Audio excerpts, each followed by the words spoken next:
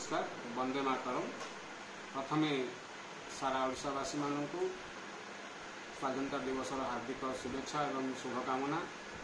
ओडिशा भास्कर ओडिशा गणमाध्यम एक वैप्लविक परिवर्तन अभिव्यक्तिर शाणित स्वर कहले अत्युक्ति हेब नहीं। ओडिशा भास्कर माँ तुझे सलाम नामक एक कार्यक्रम आयोजन करुछि, जानिक बहुत खुशी लगुच, गर्व अनुभव लगुच। यही कार्यक्रम माध्यम ओडिशार सुरक्षा पाई कार्य करुवा पुलिस हूँ, अग्निशम बाहिनी हूँ बा सुरक्षा कर्मी हूँ, सेमानंकर जो आत्म बलिदान पाई ओडिशा भास्कर परिवार काम करुछि, सेमानंको सहायता प्रदान करुछि।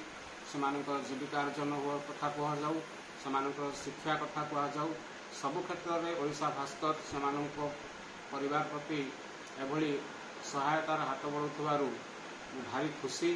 एभलिया कार्यक्रम जारी रहू, आगामी दिन मानकरे ओडिशा भास्कर आहुरी अधिक उन्नति करू, यह ही मोर प्रार्थना।